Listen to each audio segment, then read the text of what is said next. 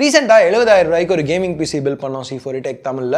So இந்த வீடியோவில் அந்த கேமிங் பிசியோட பெர்ஃபார்மன்ஸ் எப்படி இருக்குது, டாப் கேம்ஸ் அதில் ரன் பண்ணால் நம்மளுக்கு என்ன மாதிரி FPS கிடைக்குது, ப்ளஸ் இந்த கேமிங் பிசியில் என்னெல்லாம் பார்ட்ஸ் யூஸ் பண்ணியிருக்கேன், எதுக்காக அந்த பார்ட்ஸை சூஸ் பண்ணேன் அப்படிங்கிறதெல்லாம் பற்றி பார்ப்போம். ஹே guys, என் பேர் ஆஷ். நீங்கள் பார்த்துட்டு இருக்கிறது C4 Tech தமிழ். வீடியோ பிடிச்சிருந்துச்சுன்னா மறக்காமல் கீழே இருக்க தம்ஸ் அப் பட்டன், சப்ஸ்கிரைப், பெல் ஐகான்ஸ் இதெல்லாம் ப்ரெஸ் பண்ணுங்கள். இப்போ நம்ம வீடியோவுக்கு போவோம்.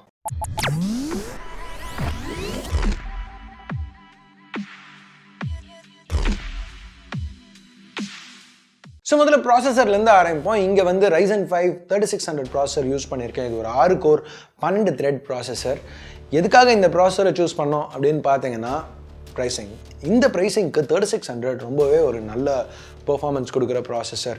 கேமிங்க்கு மட்டும் இல்லை, ரெண்டரிங் அந்த மாதிரி ஏதாவது கொஞ்சம் வீடியோ எடிட்டிங் பண்ணுனா கூட இதில் பண்ணலாம். இது வரைக்கும் இங்கே CSGO கேம் பிளே பார்க்கல உங்களுக்கே தெரியும், ஆவரேஜாக 264 ஃப்ரேம்ஸ் கிடைக்குது. அடுத்து GTA 5 பார்த்தா GTA 5 கொஞ்சம் CPU இன்டென்ஸான கேம். இங்கேயும் வந்து பெர்ஃபார்மன்ஸ் ரொம்பவே நல்லா தான் இருக்குது. எல்லா செட்டிங்ஸும் திருப்பி இங்கேயும் மேக்ஸ் அவுட் பண்ணியிருக்கோம். ஆனாலும் 130 FPS அடிக்குது. இப்போது எல்லா கேம்ஸுமே இந்த அளவு CPU இன்டென்ஸ்னு சொல்ல முடியாது. பட் இப்போ மாடர்ன் கேம்ஸ் எல்லாத்துக்குமே 4 கோர்ஸ் யூட்டிலைஸ் பண்ண முடியும். ஃப்யூச்சரில் வர AAA டைட்டில்ஸ்லாம் வந்து 6 கோர்ஸ் இருந்துச்சுன்னா இன்னும் பெட்டராக பெர்ஃபார்ம் பண்ணணும்னு எதிர்பார்க்குறோம். ப்ளஸ் மல்டி த்ரெட்டிங்கும் இன்னும் நல்லாவே இன்றைக்கி யூட்டிலைஸ் பண்ணுறதோட இன்னும் நல்லா யூட்டிலைஸ் பண்ணும். ஸோ 6 கோர்ஸ் 12 த்ரெட்ஸ் இருக்கிற ஒரு ப்ராசஸர் இங்கே யூஸ் பண்ணுறது கொஞ்சம் ஃபியூச்சர் ப்ரூஃபிங்னு சொல்லலாம். அடுத்து நம்ம star wars Jedi fallen order கேமுக்கு போவோம். இங்கே 70,000 rupees PC build, gaming PC build இன்னமும் நல்லா தான் பெர்ஃபார்ம் பண்ணுது. ஆவரேஜ் ஃப்ரேம் ரேட்ஸ் 130 FPSக்கு மேலே இருக்குது. 1% லோஸ் 100s இருக்குது. ஸோ நல்லா தான் பெர்ஃபார்ம் பண்ணுது. இது ஒரு புது கேமாக இருந்தாலும், ரீசெண்டாக லான்ச் ஆன கேமாக இருந்தாலும் இங்கே பெர்ஃபார்மன்ஸ் எதுவும் குறை சொல்லிக்கிற மாதிரி இல்லை. நோட் பண்ண வேண்டிய ஒரு விஷயம் என்னென்னா, நீங்கள் பார்த்துட்டு இருக்க இந்த FPS நம்பர்ஸ் எல்லாமே டோட்டலாக ஸ்டாக்கில் எடுத்தது தான். So stock fan curve CPU GPUக்கு. இங்கே கூலரும் வந்து ஸ்டாக் ரைட்ஸ்பயர் கூலர் தான் யூஸ் பண்ணிகிட்ருக்கோம் 3600க்கு. ஸோ இங்கே நீங்கள் ஓவர் கிளாக் பண்ணிங்கன்னா இன்னும் கொஞ்சம் எக்ஸ்ட்ரா பெர்ஃபார்மன்ஸ் கூட எடுத்துகிட்டு வரலாம். பட் இங்கே பேஸ் பெர்ஃபார்மன்ஸ் எவ்வளோ இருக்குது அப்படின்னு காமிக்கிறதுக்காக எல்லாத்தையுமே ஸ்டாக்கில் விட்டுட்டேன். அடுத்து ஷேடோ ஆஃப் டூம் ரைடர். திருப்பியும் ஃப்ரேம் ரேட்ஸ் ஹையஸ்ட் ப்ரீசெட்டில் கூட 115 FPS இருக்குது. மதர் போர்ட் நாங்கள் இங்கே சூஸ் பண்ணியிருக்கிறது B450 AOS elite gaming motherboard. So இது சூஸ் பண்ணதுக்கு காரணம் இதில் VRM கூலிங் நல்லா இருக்குது, ப்ளஸ் பவர் டெலிவரியும் நல்லா இருக்குது. ஸோ இதோட ஒரு சீப்பான B450 போர்டு வேணும்னா மற்ற மேனுஃபேக்சரர்ஸ் கிட்டேருந்து வாங்கலாம். ஆனால் 2 விஷயம் நீங்கள் நோட் பண்ண வேண்டியது. ஒன்று, இங்கே ஓவர் கிளாக்கிங் ஹெட்ரூம் நிறையவே இருக்குது Ryzen 5 3600ல்.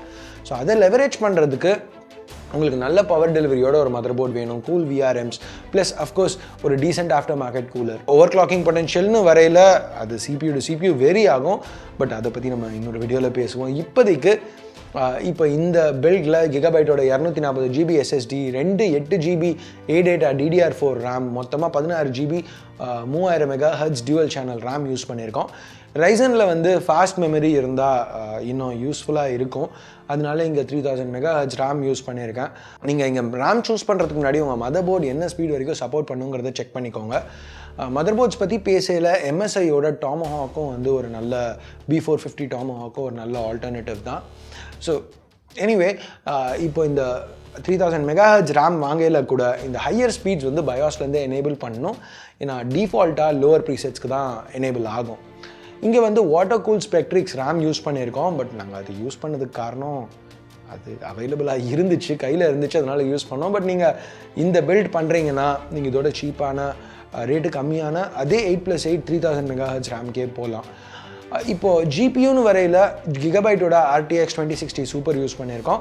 இது கொஞ்சம் நல்ல ப்ரைஸ் டு பெர்ஃபார்மன்ஸ் கொடுக்குற GPU. கிட்டத்தட்ட 2070 அளவுக்கு பெர்ஃபார்மன்ஸ் கொடுக்கும். இப்போ Red Dead Redemption 2 எடுத்துக்கிட்டிங்கன்னா இதில் கூட கிட்டத்தட்ட 70 FPS கிடைக்குது. 1% லோஸ் 44ல் இருக்குது. ரொம்ப ஸ்மூத்தாக இருந்துச்சு கேமிங் எக்ஸ்பீரியன்ஸ். ஜென்ரலாக இந்த Red Dead Redemption 2 கேமில் வந்து செட்டிங்ஸை அல்ட்ராலேருந்து கம்மி பண்ண சொல்லுவேன். பட் இங்கே 2060 சூப்பர் யூஸ் பண்ண தேவையில்லை. 1080p கேமிங்க்கு இந்த கார்டு ரொம்பவே ஒரு நல்ல கார்டு. என்ன கேமாக இருந்தாலுமே மேக்ஸிமம் செட்டிங்ஸில் வச்சு விளையாடலாம். நல்ல ஃப்ரேம் ரேட்ஸ்க்கு. இல்லை உங்கள்கிட்ட ஒரு ஹை ரிஃப்ரெஷ் ரேட் மானிட்டர் இருக்குது அப்படின்னா கூட இந்த கார்டு யூஸ்ஃபுல்லாக இருக்கும். இன்ஃபேக்ட் நீங்கள் 1440pயில் கேம் பண்ணணுன்னா கூட 2060 சூப்பர் யூஸ் பண்ணி வெரி ஹை செட்டிங்ஸில் மோஸ்ட்டான கேம்ஸ் விளையாட முடியும். ப்ளஸ் இதில் ரே ட்ரேசிங்கும் இருக்குது. ரே ட்ரேசிங் பற்றி பேசையில் இங்கே மெட்ரோ எக்ஸோடஸ் இப்போ நீங்கள் பார்த்துட்ருக்கீங்க. இதில் ரே ட்ரேசிங் எனேபிள் பண்ணி டெஸ்ட் பண்ணி பார்த்தோம். 113 FPS கிடச்சிது கேமோட ஃபஸ்ட் ஏரியாவில். இங்கே RTX லெவல்ஸை ஹையில் வச்சிருந்தோம். ஸோ இப்போ அடுத்த கேம் எல்லாருக்குமே பிடிச்ச PUBG அல்ட்ரா செட்டிங்ஸில் ஆவரேஜாக 108 FPS கிடச்சிது.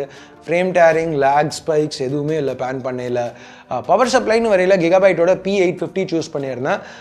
இங்கே வந்து உங்களுக்கு கொஞ்சம் ப்ரைஸ் சேவ் பண்ணணும், கொஞ்சம் காஸ்ட் சேவ் பண்ணணும் அப்படின்னா இந்த மாதிரி ஒரு ஃபுல்லி மாடியுலர் பவர் சப்ளை நீங்கள் யூஸ் பண்ண தேவையில்லை. இங்கே நான் கிகாபைட் கூட இந்த பில்டுக்கு ஒர்க் பண்ணுறதுனாலையும் ப்ளஸ் மாடியுலர் PSUs யூஸ் பண்ணால் பில்டில் கேபிள் மேனேஜ் பண்ணுறதுக்கு ப்ளஸ் பில்ட் பண்ணுறதுக்கு எல்லாமே இன்னும் கொஞ்சம் ஈஸியாக இருக்குங்கிறதுனாலையும் அதை சூஸ் பண்ணேன். உங்களுக்கு கேபிள் மேனேஜ்மெண்ட் அவ்வளோ ப்ரையாரிட்டி இல்லை அப்படின்னா நீங்கள் வந்து ஃபுல்லி மாடியுலர் PSU எடுக்க தேவையில்லை, கொஞ்சம் ப்ரைஸ் சேவ் பண்ணிக்கலாம். இங்கே கேஸ்னு வரையில் இங்கே நான் C300 யூஸ் பண்ணியிருக்கேன். நீங்கள் C200 வேணாலும் சூஸ் பண்ணிக்கலாம், கொஞ்சம் ரேட் கம்மி பண்ணணுன்னா. இங்கே நான் C300 யூஸ் பண்ணதுக்கு காரணம் இது கொஞ்சம் நல்ல ஸ்பேஷியஸான கேஸ், பார்க்க நல்லா இருக்குது. ஃப்ரண்ட் ஐயோவும் வந்து நல்லாவே கொடுத்துருக்காங்க. இங்கே ஒரு HDMI போர்ட் கூட இன்க்ளூட் பண்ணியிருக்காங்க. ஸோ இப்போ ஆக்யூலஸ் ரிஃப்ட், வைவ் இந்த மாதிரி VR ஹெட்செட் யூஸ் பண்ணணுன்னா அந்த HDMI கேபிளை வந்து பின்னாடி எடுத்துகிட்டு போய் ப்ளக் பண்ண தேவையில்லை, டேரெக்டாக ஃப்ரண்ட்லேயே ப்ளக் பண்ணிக்கலாம். ஸோ இது ஒரு இந்த மாதிரி சின்ன சின்ன அட்வான்டேஜஸ் இதில் இருக்குது.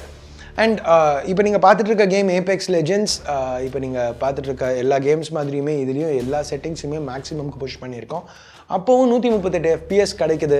ஸோ ஓவரால் இந்த பில்ட் எல்லா கேம்ஸ்லேயுமே வந்து ரொம்ப நல்லா பெர்ஃபார்ம் பண்ணிச்சு. 100 FPS மேலே எல்லாத்துலேயுமே கிடைச்சிது. 1% லோஸ் கூட 80 FPS மேலே இருந்துச்சு. அஃப்கோர்ஸ் இங்கே எக்ஸெப்ஷன் வந்து Red Dead Redemption 2, பட் அது இருக்கிறதுலேயே டிமாண்டிங் கேம்னு சொல்லலாம். ப்ளஸ் அது அந்த அளவுக்கு பிசிக்கு ஆப்டிமைஸ் கூட ஆகலை.